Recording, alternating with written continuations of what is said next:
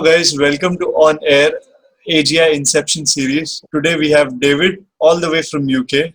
Hi David. Hi Rupesh. Thank you for having me. It's a pleasure to have you, David. Could you tell a little bit about yourself? Yes, so my primary activity is to train bankers about financial technology, Fintech. In the past 5 years, I have been working in 45 countries. And my secondary activity is to write about the future of financial technology. And the future of financial technology is very much about the future of technology. And one of the key elements in the future of technology is artificial intelligence. Definitely. AI is going to have a lot of impact on the coming years of our life. So, coming back to the topic again, we are going to need the first input or the first word command for the artificial general intelligence to start its self-assembly. And that first word command is also going to be one of its core principles. So what is your word going to be? Right. My word is empathy. And I have a particular line of thought why I pick empathy as a word of inception. Do you want me to share this line of thought? Yeah, go ahead, please. That's what we want. Thank you. So,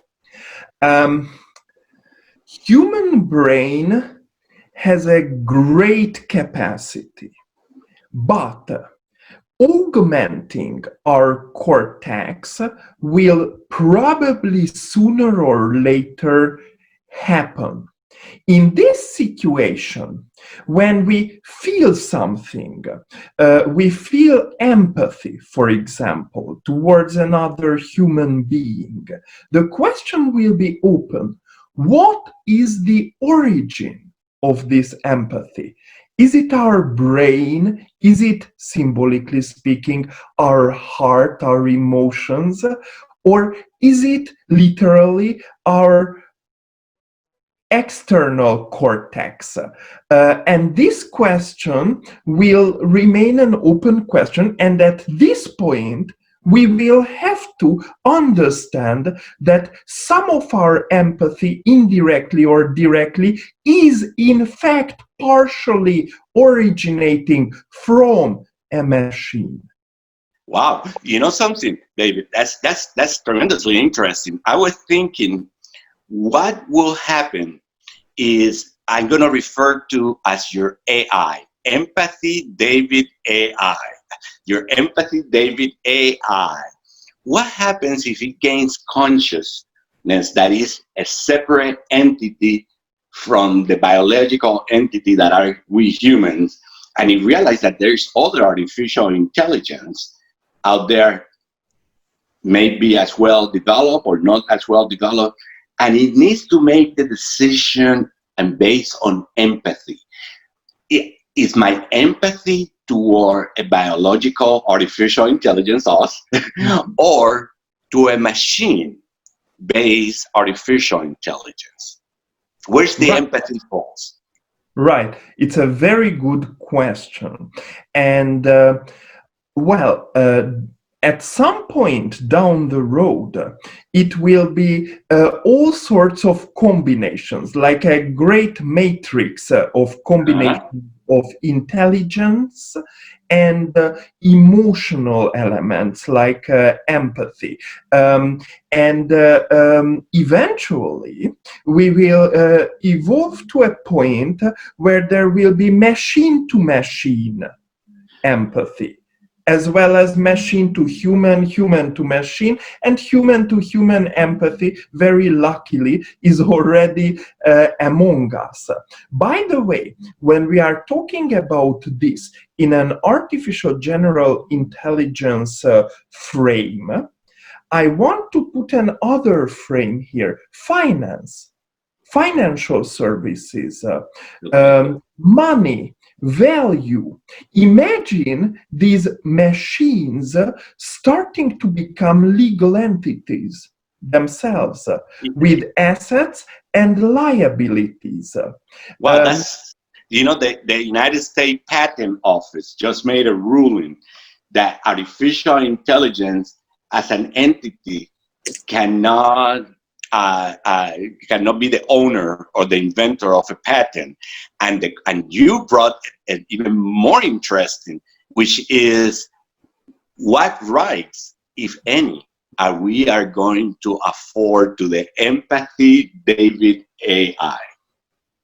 Right, and it's a very fair question. And by the way, why did this ruling happen in the United States? Exactly because we are on the verge of machines wanting to register patents and other copyright, intellectual property related things. So this regulation came because we are near this point. But think about this. In some countries, politicians and economic decision makers have come up with the plan to put a tax on robotic automation, directly eliminating human workplaces. Mhm. This is one step away from having machine liabilities. And you know a balance sheet very well. If there is liability, there has to be some form of assets. So machine-owned assets will come, and in fact, if you take some steps ahead, you can even think about it this way. If human decision makers exclude artificial intelligence from the traditional assets and liabilities, Okay. i.e., artificial intelligence will not behave like a human being, a natural entity, or a legal entity either, then we will see a machine-to-machine economy emerging. Machines will introduce their own currencies. Think about the history of the world. Have we seen?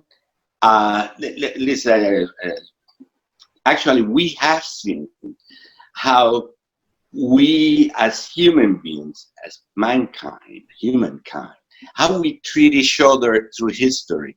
We have sold each other, humans to humans, as if they were assets, but not human assets, tangible assets like a machine.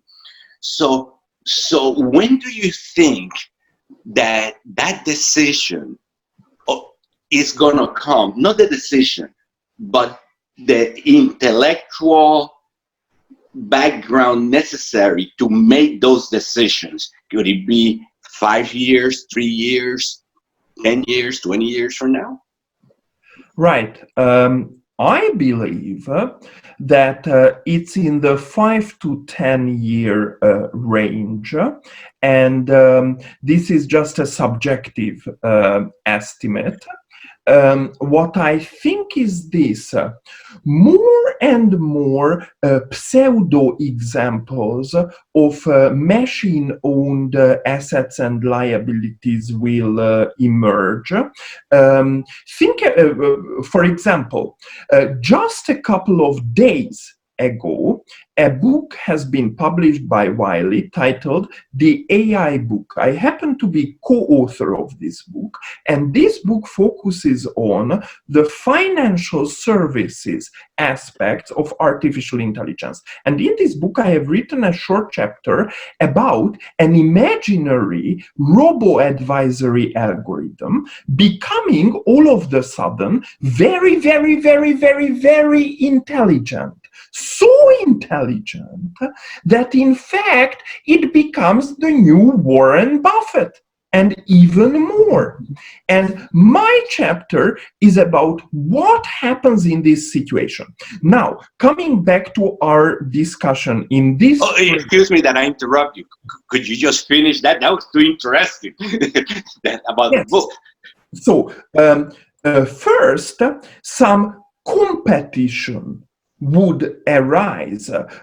Humans would want to become equally good investors, and humans want to learn about and from this algorithm, backed by deep neural networks and machine learning. But then it turns out that this algorithm is actually learning faster than humans are learning how good it is. Then humans will try to equalize the situation by regulation, by law, and even that fails in my imaginary story.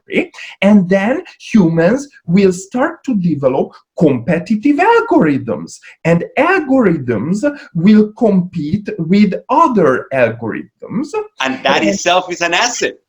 And itself is an asset, yeah. Absolutely. So look at this. Then the entire framework opens up in my story, and humankind starts to explore other planets besides Earth, and my algorithm becomes a specialist of emerging assets, exo-assets, assets which are coming from this new exploration. And by the way, this is a very beautiful topic. How new assets will arise as technology is exponentially developing around us. One very tangible example is Bitcoin. I am an absolutely negative person about Bitcoin. I am a Bitcoin pessimist and cryptocurrency pessimist in general, but the phenomenon itself very well symbolizes the point which we will see again and again in the coming 5 to 10 years in front of our eyes. New asset classes, new assets rising, created and driven by technology. Let me interrupt you there because one of the things that you said is the new assets, and you know something, David, it have not occurred to me, it have not gone into my into my radar screen until you said it, but that's correct. There will be new assets. What would they be? As you gave an example, even when you say you have negative view, which I do too, by the way, but a new asset will not be recognized until it's starting to produce value. And so from an investment point of view, from just strictly an investment without giving investment advice to anybody or whatever, if there's a reason why people should follow the advances in artificial intelligence, it's because it will give them the ability to diversify and be sometimes in the forefront of a new economy in which there will be new assets. Wow. Not only that, I feel personally, like you said, David, there'd be an algorithm made which would take care of the finances in the near future.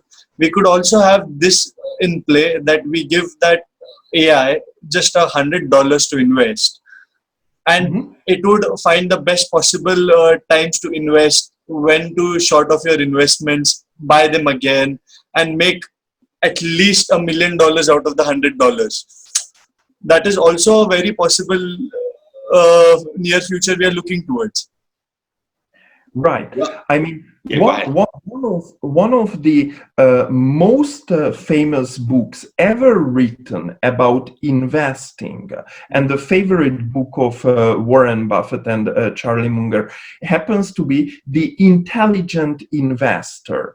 And about 2 years ago, I gave a speech for one of the largest insurance companies in the world, and the title was The Artificially intelligent investor.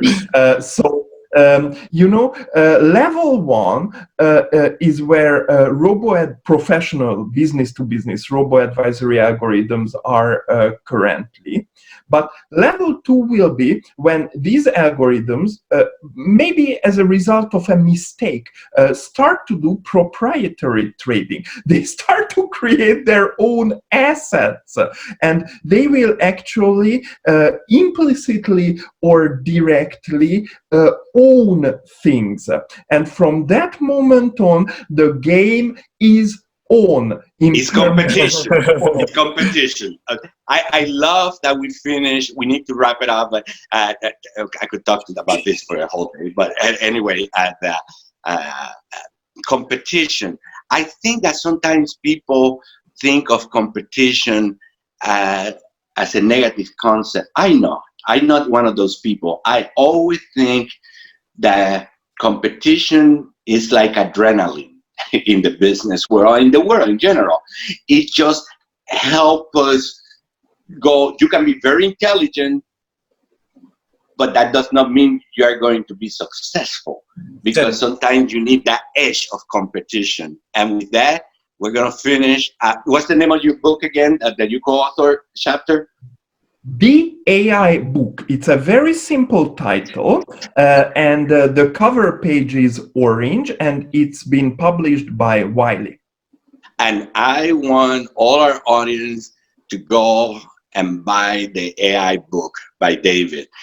His intellect and his ability to express complex thoughts in a way that everybody can understand is amazing. And I want to thank you very much for taking off your time to be with us.